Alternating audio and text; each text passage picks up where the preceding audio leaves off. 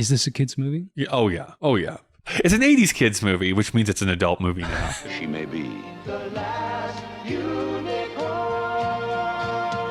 Welcome to this series of videos for Kyle and Dave versus the Machine. This week we have watched The Last Unicorn. It's held a name recognition. Mm-hmm. Kyle, tell me, what were your feelings watching this classic? Yeah, I really like this movie, despite its flaws. Like, I have to be very upfront with, I don't think this is necessarily a home run. Definitely, if we compare this to The Secret of NIMH from last week, the animation is not up to the same level, but there's a dreamy quality to this movie that I quite like. I do like the vocal performances. Some are kind of wooden and like they weren't recorded in the same room. Some herky-jerkiness here and there. But as a story, it's well told, the fantastical setting. I'm even a fan of the music from America. It's the last unicorn. I don't know why they picked America to score this film. Because it was made in America. Although, I guess so. as Kyle found out, But animated in Japan. Outsourced to Japan. Which would eventually splinter off to form Studio Ghibli. So like some of the members would go on. Yeah. Right, yeah. Miyazaki had nothing to do with the making of this. I think it's mostly endured because of the novel by Peter S. Beagle.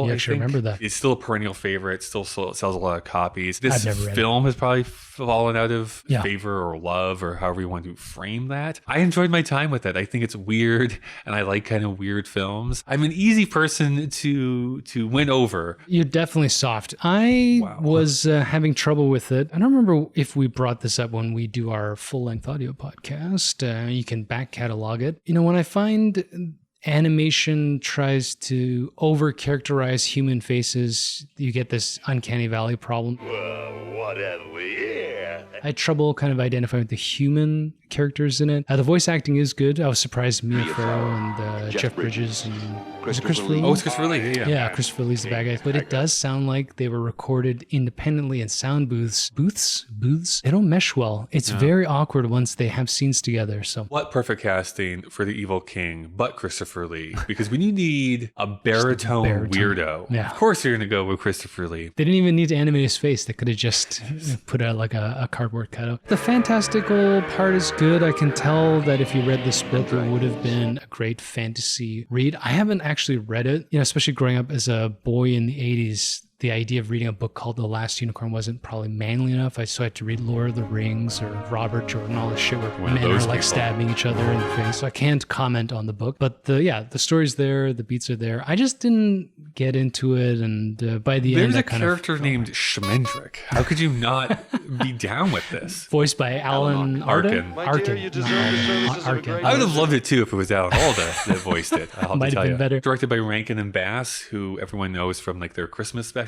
Oh, that's right. You brought that up, but I like to pretend that you have no idea what I'm talking about. But wait, name them. What are the Christmas? Oh, the claymation ones. Yeah, the claymation ones. So Rudolph the Red-Nosed Reindeer. Frosty. This might have worked better as a claymation film. It might have. I'm sure it's going to get remade anyways. It'll be much darker. Right. And just to belabor the point, is this a kid's movie? Yeah. Oh yeah.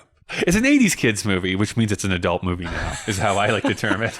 There's a reason why people don't really remember watching this film. I don't think kids liked it at the time either. That is something I bring up. It's like, I know I watched it as a kid, remembered none of it. Right? All three of these kids' films. Like, I know I've watched Dark Crystal. I know I've watched Secret of NIMH. I'll tell you, like, I can remember what happened in American Tail and Philo Goes West more than I could remember Secrets of NIMH. He goes west, Dave. It's right there in the title. Those were fundamentally kids' movies. And this one, too, feels more like an animated not adult film. That sounds pornographic, but a mature content. I mean, this unicorn's going to die. The last unicorn. The theme of her not being a pure unicorn because she's tasted life as a human. Right. Little Mermaid. I think that's the cool theme. I think that's what I can internalize and take from the movie, is that there's always those situations that once you cross a certain threshold, you cannot go back. And that's what she discovers, is like, hey, I've been human, so I know what it's like to be human. I can't just pretend I'm just a unicorn now. You can tell from the last two videos that we didn't remember anything thematically. I said uniporn. Not catch that before? All right, let's move on. What do we do next? The king of comedy. Wow, that's a big tone change. Big tone change, a big shift. We're going to go and sit down and enjoy some Bobby. Grade A comedy from Mr. Bobby De Niro and Marty. Slapstick. Yeah. That's a kid's movie. That is a kid's movie if I've ever seen one. Not that one.